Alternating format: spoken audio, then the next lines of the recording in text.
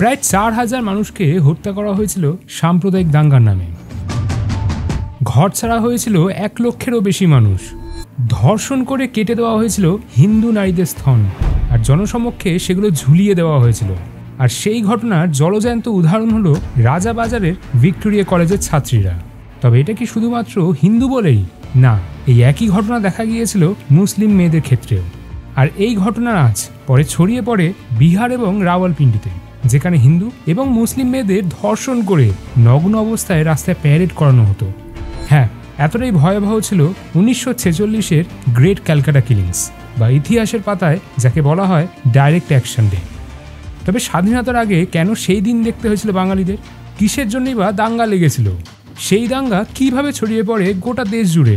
আর British সরকারই বা তখন কি করছিল? তাহলে চলো আজকের এই ভিডিওতে সেই সম্বন্ধে বিস্তারিতভাবে জেনে নিই আমরা। 1906 সালে মুসলিম লীগ শুরু হয়েছিল ভারতে মুসলমানদের রাজনৈতিক অধিকার এবং স্বার্থ রক্ষার সাথে সাথে উন্নয়ন করার লক্ষ্যে। তবে 1930 থেকে 40 সালের মধ্যে যখন জাতীয় কংগ্রেস আস্তে আস্তে ক্ষমতা লাভ করতে শুরু করে, তখন থেকে তাদের স্বার্থ বদলাতে শুরু করে এবং অবশেষে মুসলমানদের জন্য আলাদা রাষ্ট্র তৈরি করার ডাক দেয় তারা। 1940 সালের 23শে মার্চ লাহোর রেজলিউশন পাশ হওয়ার পরই তারা এই দাবি নিয়ে আরও বেশি করে ঝাঁপিয়ে পড়ে, যেখানে 2 নেশন থিওরির কথা বারবার শোনা গিয়েছিল মোহাম্মদ আলী জিন্নার মুখে। এই মোহাম্মদ আলী জিন্নার কথা আমরা অপারেশন সিঁদুর নিয়ে ভিডিও করার সময় বলেছিলাম কিন্তু, যে কিভাবে 2 নেশন থিওরি পাকিস্তানকে উন্নত করার বদলে সন্ত্রাসী ঘাঁটিতে পরিণত করে একটু একটু করে। যাই হোক, এই মুসলিম লীগ এবং কংগ্রেসের সংঘাত দিন দিন বাড়তেই থাকে, কারণ মুসলিম লীগ মুসলমানদের কথা ভেবে আলাদা রাষ্ট্র চেয়েছিল, কিন্তু কংগ্রেস সাথে রাজি ছিল না। 1946 সালের 24শে মার্চ ব্রিটিশ প্রধানমন্ত্রী ক্লিমেন্ট অ্যাটলি একটি প্রস্তাব রাখে, যেখানে তিনি বলেন যে তারা অর্থাৎ ব্রিটিশ সরকার অবিচ্ছেদ্য ভারতকে স্বাধীন দেশ হিসাবে ঘোষণা করে দেবে, তবে প্রশাসনিক কাজ যাতে ভালো মতন করা যায় তাই 3টি ভাগে ভাগ করে দিতে চান। এই উদ্যোগটির জন্য অনেকেই সায় দিলে জাতীয় কংগ্রেস এবং মুসলিম লীগ কোনোভাবেই ঐক্যবদ্ধ হয়ে এই প্রস্তাবকে সম্মতি জানাতে পারেনি। তাই সেই কারণে লর্ড ওয়েভেলকে সরিয়ে লর্ড মাউন্টব্যাটেনকে ভাইসরয় পদে নিযুক্ত করা হয়। এটিকে ইতিহাসের পাতায় 1946-এর ক্যাবিনেট মিশন বলে উল্লেখ করা হয়। লিঙ্কটা দিয়ে রাখবো, পরে তোমরা চাইলে পড়ে নিতে পারো। 1946 সালের 29শে জুলাই বম্বেতে লীগ কাউন্সিলের বৈঠক চলাকালীন মোহাম্মদ আলী জিন্নাহ প্রথমবারের মতন ডাইরেক্ট অ্যাকশনের কথা উল্লেখ করেছিলেন। সেখানে তিনি মুসলমানদের জন্য একটি আলাদা রাষ্ট্র ঘোষণার দাবি জানানোর আহ্বান জানিয়েছিলেন এবং পাকিস্তান নামক একটা দেশ গড়ে তোলার কথা উঠে এসেছিল সেইবারেই। তারই ধারাবাহিকতায় 16ই আগস্ট 1946 খাজা নাজিমউদ্দিন, হোসেন শহীদ সোহরাওয়ার্দী, আব্দুল হাসিম সহ তৎকালীন বাম নেতা জ্যোতি বসু এবং যোগেন্দ্রনাথ মণ্ডলের নেতৃত্বে ওস্টারলোনি মনুমেন্টের সামনে, অর্থাৎ বর্তমানে যেটা শহীদ মিনার, তারই সামনে এক বিশাল সভার ডাক দেওয়া হয়েছিল। উল্লেখ্য, তখন অবিভক্ত বাংলার মুখ্যমন্ত্রী ছিলেন এই সোহরাওয়ার্দী, যিনি পরে পাকিস্তানের প্রধানমন্ত্রী হয়েছিলেন। তবে 2 ক্ষেত্রেই তিনি 1 বছরের বেশি ক্ষমতায় থাকতে পারেননি। যাই হোক, সেই সভার জন্য বিভিন্ন বিজ্ঞাপন এবং লিফলেট বিলি করা হয়েছিল, যেখানে কোনো রকম হিংসা বা হিন্দু বিদ্বেষের কথা উল্লেখই করা ছিল না। তবে সেকালের কলকাতার মেয়র সায়েদ মোহাম্মদ উসমানের বলা কথাগুলো দিয়ে প্রকাশিত হয়েছিল কয়েকটা লিফলেট, যেখানে ঠিক এই কথাগুলোই লেখা ছিল। তবে সেই সভাতে তিনি সাম্প্রদায়িক বিভাজনকে আরও তীব্র করার উদ্দেশ্যে ঠিক এই কথাগুলোই বলেছিলেন। সরকার তোমাদের সঙ্গে আছে, পুলিশ কোনো ব্যবস্থা নেবে না। আজ তোমাদের প্রমাণ করতে হবে যে মুসলমানদের কোনোদিন কারোর পায়ের তলায় ফেলা যাবে না। অন্যদিকে নাজিমউদ্দিন আরও উস্কে দিয়ে বলেন, সকাল 11টা পর্যন্ত আহত সমস্ত ব্যক্তি মুসলমান ছিল। অর্থাৎ তার কথা অনুযায়ী প্রত্যেক দিন হিন্দুরা মুসলমানদের ওপর অত্যাচার চালাচ্ছে এবং ডাক ওঠে নতুন দেশ পাকিস্তানের জন্য। এর পরপরই শুরু হয়েছিল সাম্প্রদায়িক দাঙ্গা। দোকানপাট, বাড়িঘর ভাঙচুর থেকে শুরু করে হিন্দু মহিলাদের ধর্ষণ করে তাদের স্তন কেটে দেওয়া হয়েছিল। তারপর রাজাবাজারে সেই গ্রাউন্ড জিরোতে একের পর এক নৃশংস হত্যা এবং বিভীষিকাময় দৃশ্য দেখা দেয়। এতক্ষণে নিশ্চয়ই ভাবছো যে একতরফা কি করে এত কিছু হয়ে গেল। তাহলে আবার ফিরে গিয়ে শুরু করতে হবে হিন্দু মহাসভার কথা দিয়ে। 1915 সালে শুরু হয় হিন্দু মহাসভা। মুসলিম লীগের বিরুদ্ধে আওয়াজ তোলার জন্য একটি গোষ্ঠী বা দল যাতে থাকতে পারে তারই জন্য এই দল গঠন করা হয়। প্রথম উত্তর ভারতে শুরু হলেও পরে তা গোটা ভারতেই ছড়িয়ে পড়ে। এদের মূল লক্ষ্য ছিল গোমাতা বা হিন্দু ধর্মের প্রচার ও তা রক্ষা করা। তবে এই হিন্দু মহাসভা নিয়েও অনেক বিতর্ক রয়েছে। যেমন প্রথম তারা বঙ্গভঙ্গের বিরোধিতা করলেও পরে তারা সেটাকে নিজেদের স্বার্থে ব্যবহার করা শুরু করে। এই যেমন ধরো 1947 সালের 2 মে ডাক্তার শ্যামাপ্রসাদ মুখার্জি লর্ড মাউন্টব্যাটেনকে একটি চিঠিতে লেখেন ভারত স্বাধীন না হলেও বাংলা ভাগ করে দিতে, কারণ তিনিও জিন্নার মতন 2 নেশন থিওরিতে বিশ্বাসী ছিলেন। আবার ভারত স্বাধীন না হলেও হবে, তার জন্য তাদের কিছু শর্ত মেনে নিলেই তারা ইংরেজদের পাশে থাকবে। ডাইরেক্ট অ্যাকশন ডের কথা যখন উঠল তখন দুজনের কথা না বললেই নয়। একজন হলেন গোপাল মুখার্জি, যাকে অনেকে গোপাল পাঠা বলে চেনে, আর একজন হলেন হরেন ঘোষ। গোপাল মুখার্জির ভূমিকা নিয়ে একটু পরেই আসছি, তবে হরেন ঘোষের কথা আগে উল্লেখ করাটা সত্যিই প্রয়োজন। বিভিন্ন জায়গায় হরেন ঘোষকে নিয়ে বিভিন্ন কথা বলা রয়েছে, তবে সঠিকভাবে যা জানা যায় তা হলো হরেন ঘোষ হিন্দু মহাসভার একজন গুরুত্বপূর্ণ সদস্য ছিলেন এবং লোকমুখে শোনা, মানে এর কোনো সঠিক তথ্য প্রমাণ নেই যে তিনি প্রায় সময়তেই এক বাইজি নৃত্যশিল্পীর সাথে দেখা করতেন। সেখানে নাকি মুসলিম লীগের নেতারা যাওয়া আসা করত এবং সেখানেই তারা পরিকল্পনা করে হাওড়া ব্রিজ উড়িয়ে দেওয়ার। আগে হ্যাঁ, একদিন সেই নৃত্যশিল্পীর কাছে যেতেই হরেন ঘোষ সেই ব্লুপ্রিন্টের সন্ধান পান এবং তার সঙ্গেই তিনি আরও কিছু নথি পেয়েছিলেন, যেখানে পুরো মুসলিম লীগের কর্মকাণ্ডের কথা উল্লেখ করা ছিল, যে তারা কিভাবে হিংসা ছড়াতে চাইছে। হাওড়া ব্রিজ কেন উড়িয়ে দেওয়ার পরিকল্পনা করেছিল তারা? হরেন ঘোষের দেওয়া সেই নথি অনুযায়ী জানা গিয়েছিল যে হাওড়া ব্রিজ উড়িয়ে দিলে এপার চলে যাবে পূর্ব পাকিস্তানে, অর্থাৎ বর্তমানে যেটা বাংলাদেশ, আর ওপার অর্থাৎ যে পারে হাওড়া স্টেশন আছে সেই পার থেকে শুরু হবে ভারতের অংশ। এই একই কথা গোপাল মুখার্জির নাতি অর্থাৎ শান্তনু মুখার্জির মুখে শোনা গেলেও তথ্য প্রমাণের অভাবে আমরা এটিকে সঠিক বলে এই মুহূর্তে ধরতে পারছি না।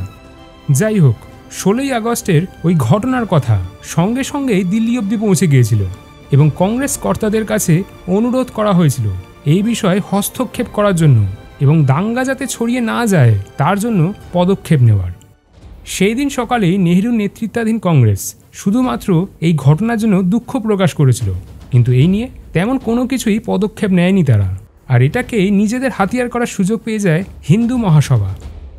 ওই হরেন ঘোষ এবং গোপাল মুখার্জি যখন দেখে যে জাতীয় কংগ্রেসকে দিয়ে কিছুই হবে না, তখন তারা হিন্দু মহাসভার সমস্ত সদস্যদের একত্রিত করে এবং আশেপাশের হিন্দুদের এবং মূলত সেই দাঙ্গা থেকে নিজেদের এক প্রকার রক্ষা করার জন্য এগিয়ে আসে। আবারও লোকমুখের কথা, এবং সেকালে ব্রিটিশ অফিসারদের তদন্ত অনুসারে জানা যাচ্ছে যে স্থানীয় মারোয়ারি এবং হিন্দু ব্যবসায়ীরা এগিয়ে এসেছিল এবং 17 ও 18 আগস্ট গোটা কলকাতা জুড়ে বিভিন্ন অস্ত্র ঘুরতে থাকে। আর এইখানেই কুখ্যাত থেকে বিখ্যাত হয়ে ওঠে সেই গোপাল মুখার্জি। উত্তর কলকাতার একসময় এক দাপুটে মস্তান বলে পরিচয় ছিল গোপাল পাঠার। পাঠা নামটার আসার কারণ তার পাঠার মাংসের দোকান ছিল। রাজনৈতিক কোনো পরিচয় না থাকলেও তিনি রাজনৈতিক নেতার থেকে কম কিছুই ছিলেন না। তবে 1946-এর ওই ঘটনার পরে তাকে সবাই হিন্দুদের রক্ষাকর্তা বলেই সম্মান দেওয়া শুরু করে। পরের দিনের ঘটনাগুলো নিয়ে একটু পরে আসছি, তবে এই হিন্দু সভার উদ্যোগকে অনেকেই প্রোপাগ্যান্ডা বলে মনে করে থাকে। তার কারণ 16 তারিখে সেই ঘটনার পর তারা যে বিভিন্ন লিফলেট বিলি করতে শুরু করে, সেখানে হিন্দুরা বিপদে আছে বলে স্লোগান দেওয়া হয়, যার উল্লেখ রয়েছে সেকালের অমৃতবাজার পত্রিকাতে। এবার অনেকেই বলতে পারে যে কি করে সেটা প্রোপাগ্যান্ডা হতে পারে, যেখানে তারা হিন্দুদেরকে বাঁচানোর জন্য এগিয়ে আসে। একটা প্রশ্নের উত্তর এখনো পাওয়া যায়নি, আর সেটা হলো ওই হরেন ঘোষরা রাতারাতি কি করে অতগুলো বন্দুক বা অস্ত্র জোগাড় করে নিতে পারলো, যেখানে সরকার হাত গুটিয়ে বসেছিল আর মুখ্যমন্ত্রী নিজেই ওই ঘটনার জন্য সরাসরি দায়ী ছিল। আর হরেন ঘোষ যদি সত্যি ব্লুপ্রিন্ট পেয়েই থাকতো এবং জানতো যে 16 তারিখে হিন্দুদের ওপর আক্রমণ করা হবে, তাহলে আগে থেকে কেন হিন্দুদেরকে বাঁচানোর তারা চেষ্টা করেনি? অর্থাৎ তারা কোনো না কোনোভাবে আগে থেকে জানতো যে একটা কিছু হতে চলেছে, তবুও তারা সেখানে কোনো পদক্ষেপ নেয়নি। এবার এই ঘটনা কি এখানেই থেমে যায়? না, 16 তারিখের পর 17 তারিখ গোপাল মুখার্জির নেতৃত্বে হিন্দুরা এগিয়ে আসে এবং পাল্টা মার দিতে থাকে। আর এই 17 তারিখ কম করে হলেও অন্তত 1000 জনের মৃত্যু হয়, দুই তরফ মিলিয়ে আর কি। 18 এবং 19 তারিখেও একই ঘটনা ঘটতে থাকে এবং 19 তারিখে গিয়ে এই দাঙ্গা থামে। অনেক ছোট ছোট ঘটনা এর সাথে জড়িয়ে আছে, যেমন ব্রুকবন্ড চায়ের অফিসের ঘটনা, ডোভার লেনের ঘটনা ইত্যাদি। সে নিয়ে আর আলাদা করে বলছি না এই মুহূর্তে। যদি জানার থাকে তাহলে লিঙ্কগুলো দেওয়া থাকবে, সেখান থেকে তোমরা পড়ে নিতে পারবে। তবে 18 তারিখ থেকেই হিন্দু, মুসলমান এবং শিখ এই 3 সম্প্রদায়ের মানুষেরা শান্তির বার্তার জন্য মিছিল করে এবং যাতে দাঙ্গা না বাড়ে তার জন্য তারা বেশ কিছু এলাকা পাহারাও দেয় একসাথে মিলে। সেই সোহরাওয়ার্দী এবং এদিকে সুরেন্দ্র মোহন বোস ও শরৎ বোসরা মিলে আর্জি জানিয়েছিল যে এই দাঙ্গা যেন বন্ধ হয়ে যায় তাড়াতাড়ি, যার জেরে কংগ্রেসের তরফ থেকে সেই সময় একটা দল পাঠানো হয়েছিল ওই ক্ষতিগ্রস্ত এলাকাগুলো ঘুরে দেখার জন্য। তারা কি করে, তারা গোটা এলাকাকে বিভিন্ন ওয়ার্ডে ভাগ করে দেয় যাতে শান্তি ফিরে আসে। এরপরে কি হয়, দুই তরফ থেকেই বুঝতে পারে যে কংগ্রেস এবং মুসলিম লীগের দূরত্ব বেড়ে যাওয়ার জন্যই এই দাঙ্গা সৃষ্টি হয় এবং এতে প্রত্যেকেরই রাজনৈতিক স্বার্থ ছিল সেটা তারা নিশ্চিত হয়। কারণ এটাও দেখা গেছে যে গোপাল মুখার্জির এলাকায় অনেক মুসলমান পরিবার সেখানে যারা ছিল আজও সেই গোপাল মুখার্জি সুনাম করে। গোপাল মুখার্জি মাথায় কিন্তু গেরুয়া বেঁধে হাতে তরোয়াল নিয়ে বলুন বা স্ট্যান্ডার নিয়ে লোক মারিনি। উনি কোনো অ্যাক্টিভলি কোনো রাজনৈতিক দলের সঙ্গে ওনার যুক্ত ছিলেন না। আবার অন্যদিকে এমন অনেক মুসলমান পরিবার ছিল যারা হিন্দুদেরকে নিজেদের বাড়িতে আশ্রয় দিয়েছিল এই দাঙ্গা থেকে বাঁচাতে। উত্তর কলকাতায় গিয়ে যদি কাউকে এই প্রশ্নগুলো করো তাহলে প্রথমেই দেখবে তারা দোষারোপ করবে রাজনৈতিক নেতাদের। এই যেমন ধরো জাতীয় কংগ্রেসের কোনো স্বইচ্ছাই ছিল না এই দাঙ্গাকে থামানোর।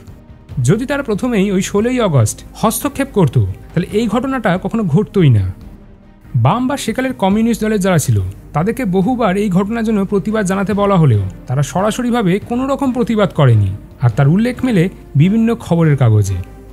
তাছাড়াও তারা নিজেরাই তো উপস্থিত ছিল ওই 16ই আগস্টের মঞ্চে, যদিও জ্যোতিবাবু পরে বেগতিক দেখে পালিয়ে যান সেখান থেকে, সেই খবরও রয়েছে।